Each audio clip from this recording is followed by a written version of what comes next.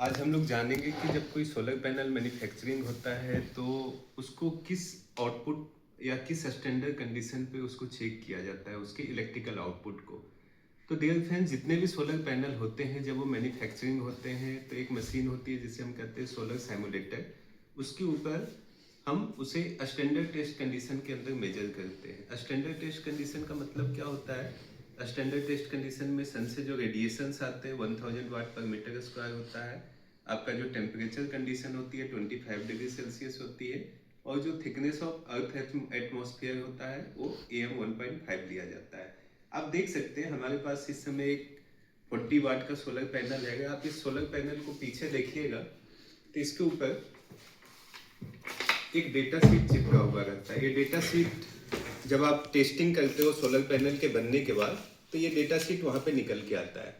इस data sheet के ऊपर आप देखोगे एक कंडीशन लिखा हुआ है, दैट इज कॉल्ड STC।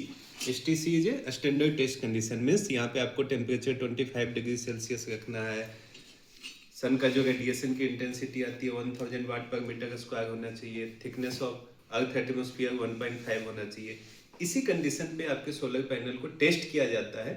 और जब आप इस कंडीशन के ऊपर अपने सोलर पैनल को टेस्ट कीजिएगा तो इसका electrical output like open circuit voltage. Open circuit voltage का मतलब क्या होता है? आपके सोलर पैनल के बैक साइड में इसे हम जंक्शन बॉक्स कहते हैं। इस जंक्शन बॉक्स से दो केबल्स निकले हुए रहते हैं। ये दो केबल्स निकले हुए हैं। अगर ये दोनों केबल ओपन है और इन दोनों केबल्स के बीच का हम वोल्टेज चेक करेंगे मल्टीमीटर से, तो ऐसा जो वोल्टेज आपको मिलेगा उसे हम कहते हैं ओपन सर्किट वोल्टेज। मीन्स कोई भी लोड अभी हमने कनेक्ट नहीं किया है। दूसरा जो पैरामीटर आपको यहाँ पे मिल रहा है that is ISC। Open circuit voltage को हम VOC से इंडिकेट करते हैं।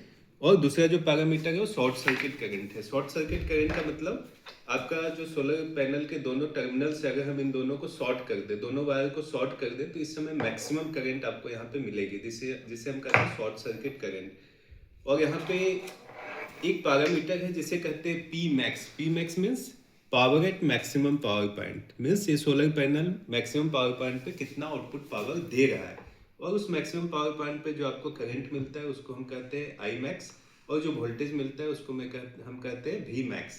सो अल्टीमेटली जब आप स्टैंडर्ड टेस्ट कंडीशन के ऊपर सोलर साइमुलेटर एक मशीन होती है जिसके ऊपर इस सोलर पैनल को टेस्ट करोगे, चेक करोगे, तो आपको जो इलेक्ट्रिकल आउटपुट पैरामीटर्स मिलेंगे वो पैरामीटर्स एक डेटा शीट के फॉर्म में मिलते हैं, जिसे हम क्या करते हैं पैनल के पीछे लगाते हैं। इससे हमें पता चलता है कि ये पैनल कितना मैक्सिमम आउटपुट दे सकता है। बट ये जो मैक्सिमम आउटपुट देगा ये पैनल, ये STC कंडीशन पे ही देगा। लेकिन नॉर्मल इन्वायरमेंटल कंडीशन को हम देखें तो STC कंडीशन जनरली मैच नहीं करता है। इसलिए जो सोलर पैनल का आउटपुट होता है 20 से 30% तक वहाँ पे हमारे आउटपुट में लॉस देखने को मिलता है। अल्टीमेटली हम ये कह सकते हैं कि सपोज डेट हमारे पास 1 किलोवाट का कोई सोलर पावर प्लांट है, तो 1 किलोवाट का सोलर पावर प्लांट 1 किलोवाट का आउटपुट नहीं देगा। Instead of that 1 kilowatt output वो 700 to 800 वाट ही आउटपुट देगा आपको। मीन्स वहाँ पे 20 to 30% का लॉस हो जाता है। ये लॉस इसलिए होता है क्योंकि इन्वायरमेंटल कंडीशन में हम STC को मैच नहीं कर पाते। ये मेन रीजन होता है उसका।